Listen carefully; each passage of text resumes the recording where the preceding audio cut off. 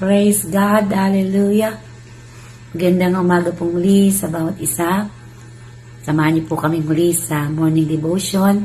Salamat po na nawa po patuloy na tayo ay mapagpalang lahat.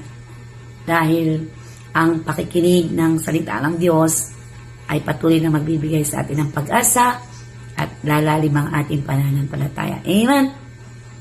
Purihin ang Panginoon at good morning po to everyone. Kunin po natin ang ating mga Biblia at magbasa po tayo sa umagang ito. Amen. Purihin ang Panginoon. Tayo po ay dadako sa awit 125. Babasahin ko po ito. Ano po? Sabi dito, parang bundok Zion ang taong kay Yahweh ay nagtitiwala. Kailan may di makikilos, hindi mauuga. Itong Jerusalem ay naliligiran ng maraming bundok. Gayon nagtatanggol sa mga hinirang si Yahweh ang Diyos. Taong masasama ay di hahayaang laging mamahala pagkat maaring ang mga pinili mahawa sa sama-sama. Hallelujah. Ang mga mababait na tapat na sumunod sa iyong kautusan, sana'y pagpalain mo sila, O Yahweh, kanilang buhay.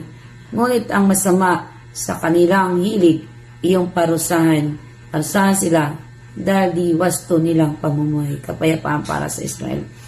Amen.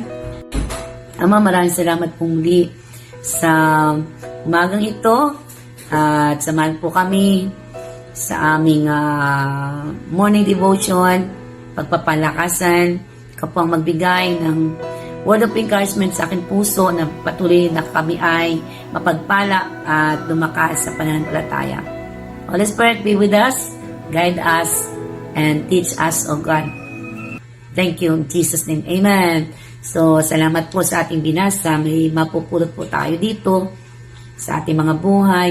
At ang ating pinakatema dito ay, ano ang ating tema? Trusting the Lord. Find security. Ang magtiwala sa Panginoon ay makakasumpong ng security. Amen. Purihin ang Panginoon. Sabi po dito sa ating binasa, ang isang tao pala na sa Diyos nagtitiwala ay una sa lahat ay hindi po madaling maliglig. Ano ba yung liglig? Yung hindi po siya madaling mauuga o hindi madaling yung ma-shake. Halimbawa po, may nabalitaan agad na isang bagay, so nagpapanik agad. So, ang isang tao pala na nagtitiwala kay Yahweh ay kapag dumating ang mga problema at pagsubok ay nakakasumpong ng kapayapaan at hindi siya naliligalig man o nakikilos o nasi-shake sa mga balita, sa kung ano-anong naririnig. Pagkos, nagkakaroon ng kapayapaan. Yun yung unang bagay na makita natin dito. Na ang isang tao na nagtitiwala sa Panginoon ay nagkakaroon ng security from the Lord. Amen. Dahil ang Panginoon natin ay siyempre may kapangyarihan. Kagaya po sa panahon natin ngayon.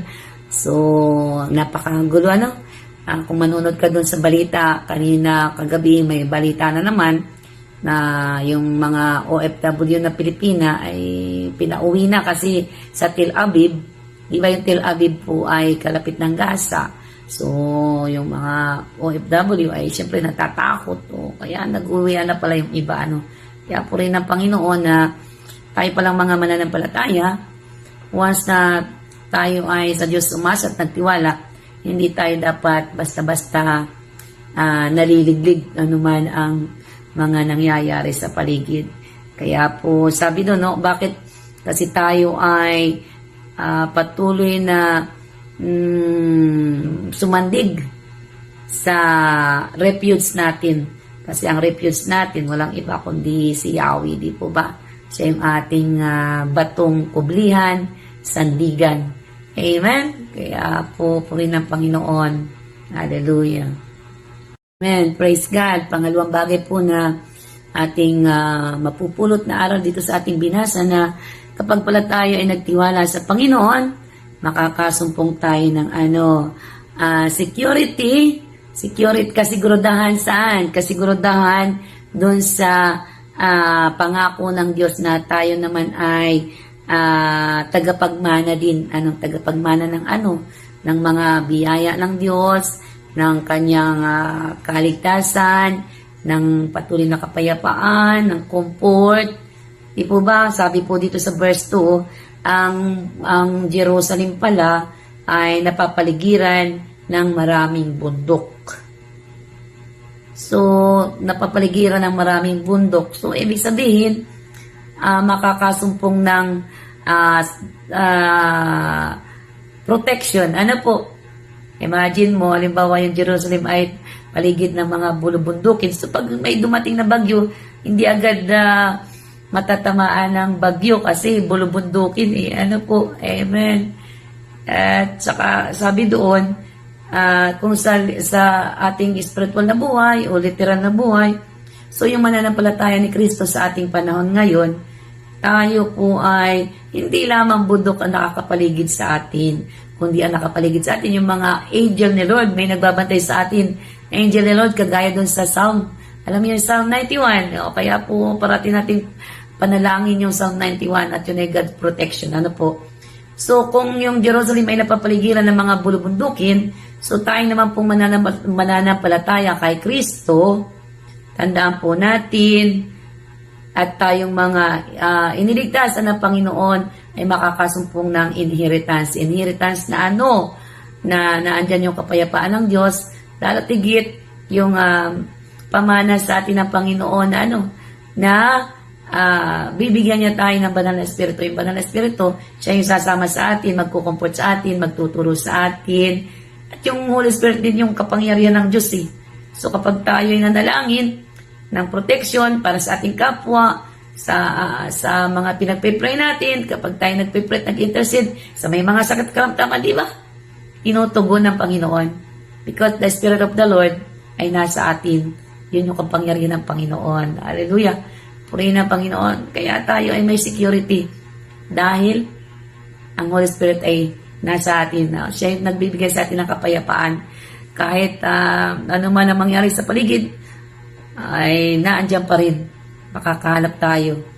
Tayo po ay makakasumpong ng mga pamana sa atin ng Panginoon habang tayo nandito sa lupa. Amen. Purihin ng Panginoon. Hallelujah. Salamat po. At pangatlong bagay na makikita natin dito sa ating binasa. So, trusting the Lord, find security in the future. So, yung pagtitiwala natin sa Panginoon, ay makakasumpong ng seguridad sa future. Ano yung security para sa ating future? Di po ba yung pangako ng Diyos na kaligtasan? Yung mga mananampalataya kay Kristo at magtitiwala hanggang wakas ay makakamtan yung blessed hope. At yan yung po yung inaantay ng marami na ang Panginoon ay babalikan yung mga tunay na mananampalataya at patuloy na mananatili sa Kanya. Kaya po mga kapatid sa pananampalataya, tandaan po natin, manatili po tayo sa pananampalataya sa ating Diyos Ama, kay Kristo, at yung kapangyarihan ng Diyos, ng Holy Spirit na kasama natin ay patuloy tayo niyang poprotektahan. Sasamahan at gagabayan para yung pangako ng Diyos na buhay ay makamtan natin. Amen. Purihin ang Panginoon. At sabi po doon, ipatuloy na mananatili kay Kristo at magtitiwala, patuloy na mamuhay sa kalooban niya, sa tama at lumayo sa kasamaan. Kasi yung mga nasa mundo, habang nasa mundo, di ba, tayo ay pwedeng mahawa ng kasamaan. Kaya parati po tayong mag-iba ng kaisipan. At ang kaisipan natin, isipin natin ay yung patutunguhan natin. Yung nasa lupa, kailangan natin lahat ng bagay nasa lupa. Pero, pansamantala lamang yan. Mas lalo natin palalimin yung spiritual life natin. Amen? Purihin ang Panginoon. Hallelujah. Salamat po sa mga dagdag kalakasan at pag-asa na binibigay ng kanyang salita sa ating buhay. Purihin ang Panginoon na patuloy po natin na ipagkatiwala sa Panginoon ang ating mabuhay. At kapag tayo nagtiwala, tayo patuloy makakasumpong ng safety in the presence of God.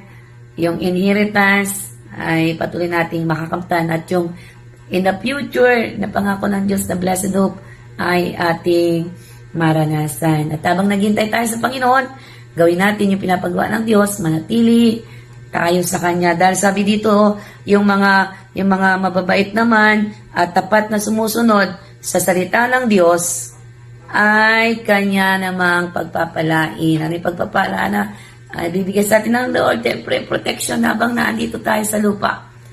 God will protect us dahil ang Diyos ay nangako. Totoo ang Panginoon. Amen? Hallelujah. Purihin ang Panginoon at salamat po sa ating maikling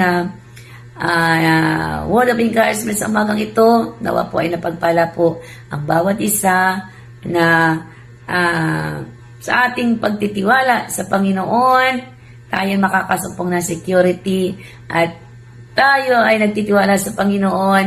Hindi po tayo dapat naliliglig o hindi tayo shaken ng mundong ito because we have God. Ang ating Diyos ay unshakable God, unstoppable, unchangeable. Kaya kayang-kaya natin pagkatiwala ang ating buhay sa Kanya. Amen. To God be the glory. Manalangin na po tayo. Hallelujah. Ama, sa pangalan ni Jesus, maraming salamat pong muli sa umagang ito. Salamat sa privilege na kami po ay magsama-samang magkakapatid kahit sa online, magkasundo, agree sa panalanginan para ma-intercede po namin ang mga dapat i-intercede. Ama, in the name of Jesus, patuloy po namin pinag-pray ang bansang Israel dahil ikaw po ang nagsabi na ipanalangin ang bansang Israel, ang Jerusalem na magkaroon ng kapayapaan. Kaya naman po, Lord, sa kabila ng dinadaanan nila na digmaan, ingatan mo po yung mga OFW doon, yung mga OFW na hindi umuwi, o yung mga Pilipino na OFW na nandun, na ayaw umuwi, at saka yung mga Pilipino na may mga pamilya doon, na born again Christian, yung mga Christian doon. Ang dalangin namin, pakaingatan mo po sila, Ama, at ano man po dinadaanan nila, sa Diyos lamang po sila umasa at magtiwala. At tulungan po ang mga Israelita na open their spiritual eyes to see you spiritually para makatanggap po sila ng patuloy na kaligtasan. At kilalanin po nila si Jesus Christ, our Lord and Savior and the Messiah, upang bago bumalik ikaw ay marami pang maligtas ugat upang hindi magdanas ng kahirapan pag lumabas na Antichrist. Lord, tulungan mo po sila in the name of Jesus. At yung mga nasa paligid na mga bansa na ginigyera sila, Lord, tulungan po na sila po ay makasumpong din ng kaligtasan. Kasi po ang hirap mamatay ng walang Kristo. Talagang itatapon sa impyerno. Kaya Lord, we asking for your grace and mercy. Not our will, but your will be done sa mga Jew o sa Jerusalem, sa Israelita, natanggapin ka na nila bilang Diyos tagapagligtas. At ingatan mo rin po sa bawat iba't ibang bansa po kasi ay may mga wilga-wilga, may mga chaos. Sabagay yan po ay nasusulat na. So ang dalangin na lang namin, pakaingatan mo yung mga tao, nawa po'y salvation at hindi mamatay ng walang Kristo. Salamat po sa umagang ito at nadalahin ko na rin mga kapatiran ko dito sa Ilawagan ng Quezon, sa bawat sulok ng mundo. Samahan po kami, ingatan po kami, ilayo sa mga sakit at karamdaman kasi po tag-ulan. We pray na wala po magkakasakit, yung mga anong tawag dyan, mga trangkaso, lahat ng mga nasa ospital, mga nasa bilangguan, mga pulubi, mahihirap, walang Kristo, mga nasa kapulubundukan na hindi pa nakakarinig. Nawa po makarinig sila sa pamamagitan ng mga media, na yung salita ng Diyos, ng mga radio, ay makarinig na sila. Dahil kapag nakarinig na ang every nation, ang mga tao ng salita ng Diyos, babalik na si Lord. Hallelujah. Kaya Ama, maraming salamat po. Palayan po ang bawat isa, ang kapatiran, mga kapastoran. Happy Pastor's Day po, mga pastor. We love you. God bless you. Your labor is not in vain. Kaya po salamat sa mga buhay nyo na patuloy na nagpapagamit sa Lord. Salamat po, pagpalain po ang bawat isa. Jesus name we pray. Amen, amen. Glory to God. Salamat po at magandang umaga po sa bawat isa.